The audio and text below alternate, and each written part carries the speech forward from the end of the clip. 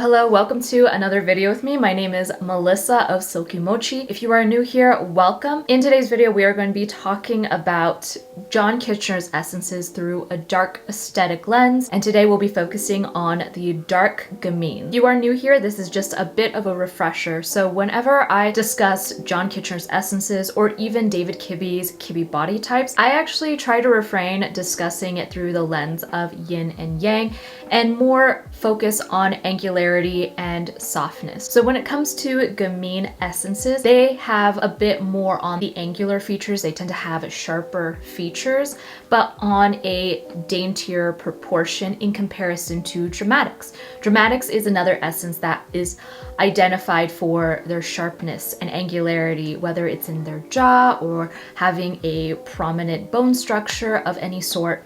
When it comes to Gamine essence, it is like a daintier version of Dramatics. There is going to be some contrasting features, and overall, it is definitely just more on the spectrum of more angular features. Now, what is Gamine essence? Now, through the technical terminology in terms of how to describe what a Gamine essence is and how to identify if this is one of your essences. So Gamine essence has dainty angular features.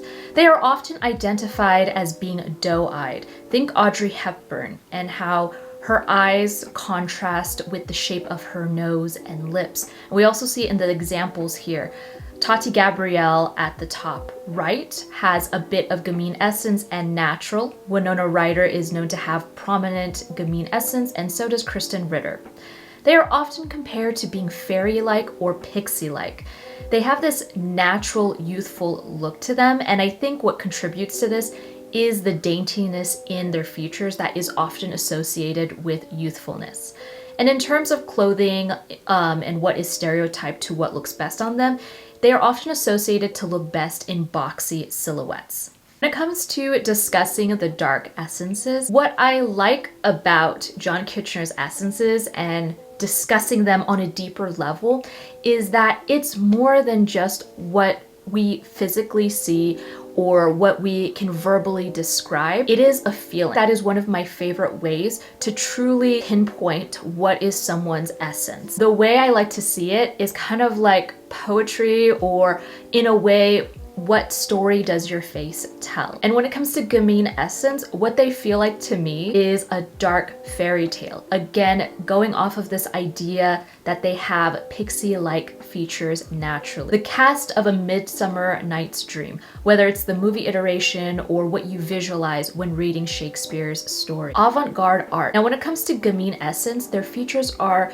said to be described as very contrasting, like you have the doe-eyed, the sharp nose. Now, when it comes to Kibbie terms, he often describes Gamine feeling very fiery. The way I like to see that, a quad shot of espresso. There's something about Gamine essence and the silhouettes that they tend to look natural in have this high energy feel to them. But there's a bit of this indescribable feeling. It also reminds me of bar hopping in Tokyo, or a scene from a Wong Kar-wai film. Speakeasies in the 1920s. This is the time period that Gamine features and Gamine body types were very much romanticized, and mischief in makeup. Now, when it comes to the fabrics and silhouettes that seem to be the most at home on Gamines, what is most associated with them is short and abrupt lines. Now, this can apply to whether you are a Gamine body type or even if you have a Gamine face. I actually do believe you can have a different Kibbie body type from your face essence mixture, but I feel like if that essence or that type is present on you in general, you can still incorporate these elements. So I think of skirts, A-line dresses, pedal pushers. These are short and abrupt lines, unlike classic essence, who tend to glow in more symmetrical motifs. Because there is contrasting features on a Gamine, angular symmetry tends to complement them quite well. And that goes with play with pattern. A lot of Gamine features tend to work so well with the fashion that has come out of the punk movement, the 90s grunge movement, and like I said, 1920s flapper era. And that also goes with playing around with shape and graphic motifs. Now let's talk about hairstyles that tend to be associated with Gamine essence, and also, in my opinion, some hairstyles to experiment with if Gamine is one of your essence.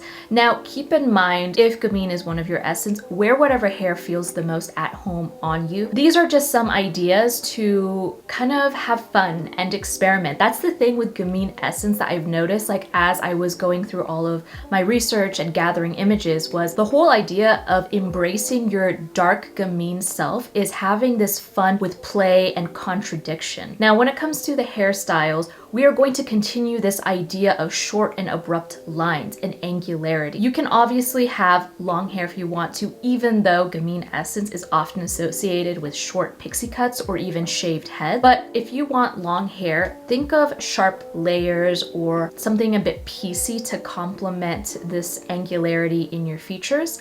I think bangs. Bangs are one of the most stunning thing on Gamine faces. Like, it is almost without a doubt that Gamines tend to pull off micro bangs, short bangs really well. There is just something about it. Like, for someone like me who has natural essence, I really hesitated on getting short bangs, and it took a while to find the right shape for me. Now, when it comes to Gamine faces, bangs tend to be an all-around complementary thing. Kristen Ritter is a great example of that. Penelope Cruz definitely has Gamine features, and she is a great example of someone who has micro bangs or has had micro bangs. It's not just always what we typically hear with Gamine hairstyles like micro bangs or pixie cuts. It's just this idea of playing around with boxiness, angularity. So you can do that with braids. You can do that with your natural hair texture. Tati Gabrielle is one of my favorite Gamine. She looks amazing in the hair that is presented on her in The Chilling Adventures of Sabrina. It is this mix of the curls that we often associate with the 1920s, but it has this modern twist, and of course she's a witch in the show, so everything that she wears is going to have a darker and witchy touch to it. Now, when it comes to the pixie cuts, take inspiration from the queen of dark Gamines herself, Winona Ryder. Zoe Kravitz has also shown great examples of a great short pixie cut and just playing around with the texture. Okay, so let's talk about the muses. Now, hear me out. When it comes to dark Gamines, there are actually so many dark aesthetic muses in terms of celebrities and public personas that I have actually talked so much about. And I feel like they have such a prominent place in the dark aesthetic realm. I want to add on to that and not keep talking about it. So as much as I love Winona Ryder, as much as I do love the way Jenna Ortega looks, I will be talking about her in my ingenue video. What I'm trying to say is there are a lot of dark Gamines, and I only have so much time to talk about in this video. And who I want to talk about, the dark aesthetic muse, Dolores O'Riordan, the lead singer of The Cranberries. I loved her makeup that she pulled off in the 90s. It really played around with the sharp and playful details that she wore in terms of garments, but they complemented her features so well. She was often described as petite and fierce, which is funny because that is how Gamines are stereotyped as.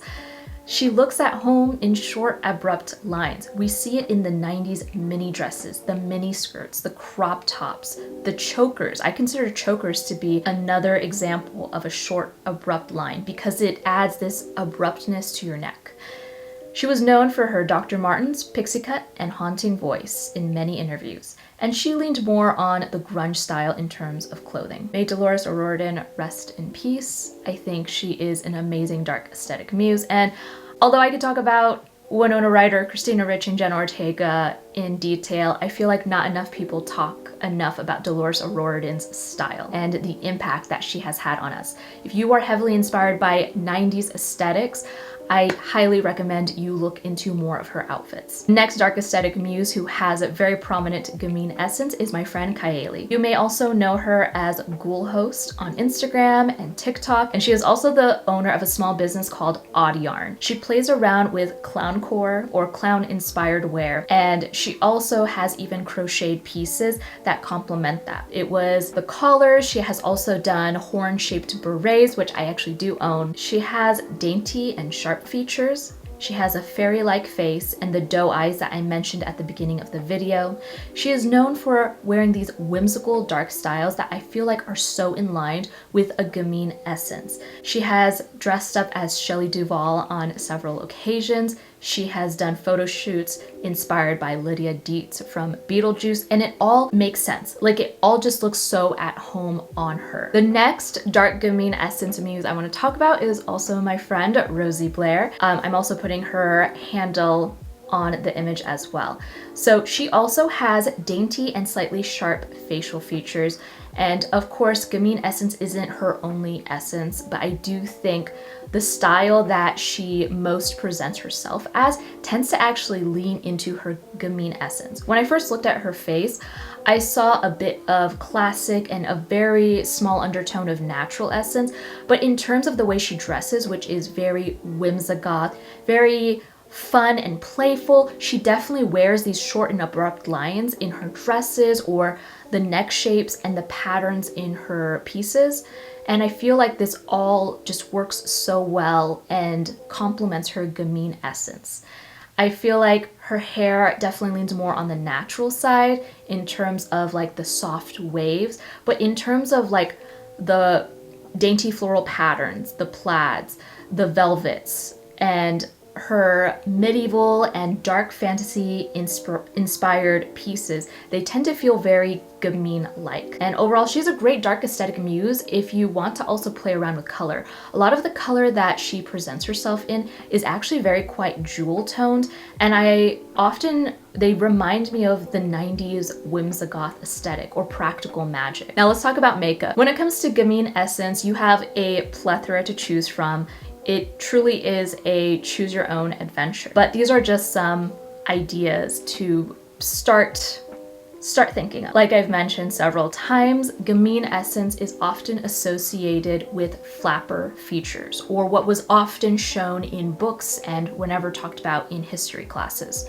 So looking into this idea of a darker, moodier flapper makeup, looking into the way how flappers really emphasize like the Cupid's bow, and then playing around with like sharper details, whether it's in the eyeliner or the eyebrows. And you don't always have to go heavy on the makeup to complement your Gamine features. You can also take a more natural take, but because you have Gamine Essence, what I would recommend is maybe look into Winona Ryder. She actually pulled off a lot of natural looks and she wore very minimal makeup, and it almost gave her this fresh doll-like face to her. When it comes to Gamine features, just really leaning into the sharpness and angularity, and whether it's the lip liner, the eyeliner, graphic details, or going for a very artistic brow. When it comes to accessories and jewelry, or just ways to spice up an outfit, you can look into colors that you can pin on yourself, which I see a lot of on Etsy, or just playing around with different button-ups with interesting collar details. I feel like molten silver jewelry or like this Baroque shaped pearl also has this Gamine type to it. There's a lot of contrasting details. A lot of Gamine description tends to feel like an oxymoron that still works. Think of irregular shapes or play with the shape and proportions. Sorry that there is a V here. Whenever I work in Illustrator, pressing V is a shortcut for one of the things I have to do in Illustrator, so I apologize. Play around with the proportions of your accessories. There is this brand called Studio Cult, and they have some of the most interesting bags and jewelry that definitely play around with the proportions of things that we normally associate with them. So for example, they have this oversized safety pin earring, but they also have the top of a soda can as an earring. They have bags that look like binder clips. I feel like if you have a dark aesthetic, this can really lean into that, and it can really complement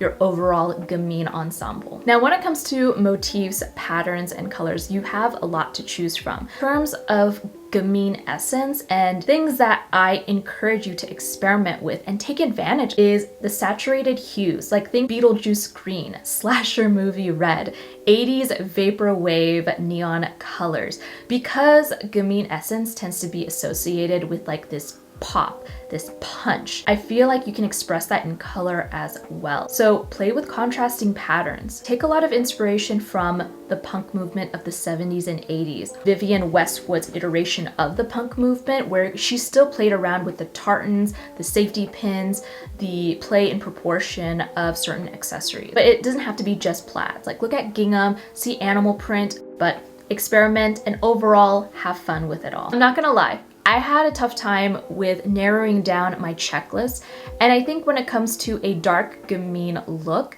it really depends on what you want to go for. Now, I feel like when it comes to gamines, I feel like you have to take advantage of this idea that you can pull off these extravagant collars, these sharp details. So finding a statement collar of your own, whether it's built into the button up itself or finding an add-on. Think of a mini skirt or a cocktail dress that you can easily throw on and pair with a sweater, pair with a normal, like a very casual top of your choice. You can also have an A-line dress. So think the typical mod dress or even like a 90s slip. Tapered pants tend to look the most natural on gamines. So think the Audrey Hepburn look from Funny Face. And think of your whimsical jewelry piece of choice, whether it's the enlarged safety pin earring or a really fun whimsical necklace. And when it comes to shoes, obviously you can wear heels or platforms of your choice, but I feel like loafers or flats tend to be a great universal shoe in a gamine wardrobe. I really liked this Rituel de Fel, I hope I pronounced that right,